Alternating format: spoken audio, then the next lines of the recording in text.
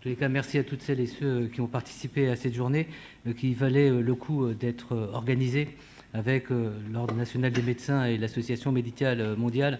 Je pense que beaucoup de choses se sont dites et beaucoup de choses auront besoin d'être approfondies. Et c'est vrai que nos relations avec le comité d'éthique de l'INSERM, le CCNE et d'autres instances, les espaces éthiques au plan régional, vont nous permettre, j'imagine, d'approfondir un certain nombre de points.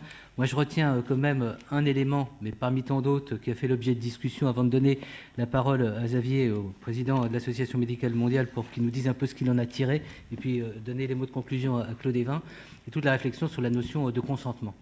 Et c'est vrai qu'entre consentement, assentiment, décision, puisque le représentant Pierre Fournier de la TRTS5 nous a parlé de la décision, et également le choix, puisque tout à l'heure Jean-Claude Amezen a dit un choix, et puis d'autres ont dit un choix profond, donc il y a toute une sémantique extrêmement intéressante. Mylène Baume nous parlait du principisme. C'est vrai qu'on revient de plus en plus sur les grandes catégories un peu transcendantes pour se dire en pratique qu'est-ce que ça signifie et quelle responsabilité partager avec une personne. On a vu également que le consentement, et ça m'a beaucoup intéressé, était un processus, c'est pas uniquement quelque chose d'ordre juridique, c'est pas uniquement un blanc-seing, c'est un engagement avec une réciprocité. Tout ça se situe dans le temps et avec beaucoup, alors pour reprendre l'expression d'Alain Cordier quand il nous faisait Lévinas tout à l'heure, de l'un, trait d'union, quiétude, c'est-à-dire c'est vrai que c'est pas la pacification de la relation que de solliciter le consentement, c'est une inquiétude constante.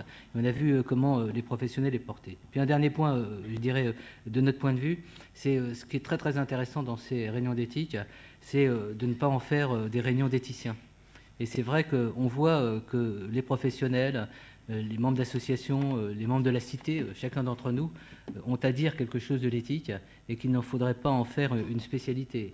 Tout à l'heure, on conclura notre rencontre par la signature de la création finalement de l'espace éthique Île-de-France, mais Alain Cordier nous le redira, comment il avait à cœur de ne pas faire des spécialistes de l'éthique, mais avec un principe de subsidiarité, de faire que finalement l'éthique soit au plus près de la réalité, vécue, animée, et j'allais dire même inspirée par les acteurs. C'est ce qu'on a vu aujourd'hui quand on a traversé toutes ces questions de Nuremberg à Helsinki, à travers des expertises de professionnels et de professionnels engagés. Alors je ne rendrai pas, et je termine sur mes terminaisons, je ne rendrai pas hommage à toutes les personnes qui se sont exprimées, parce que chacun mériterait et justifierait un hommage, et je rendrai un hommage tout particulier à Christine Rouziou, parce qu'elle fait partie, bien sûr, des brillantes personnalités, des scientifiques qui ont contribué beaucoup à toutes les évolutions qu'on évoque et qui sont favorables à la vie, à la qualité de vie et d'existence et aux espoirs des personnes atteintes de sida.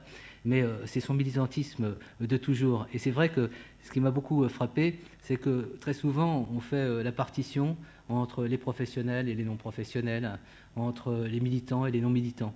Et Arcade Sida, on se rappelle, était vice-présidente. À un moment donné, j'étais président d'Arcade Sida. Et ce qui me plaisait, c'était cette espèce d'osmose de gens qui partageaient des valeurs et puis une urgence commune.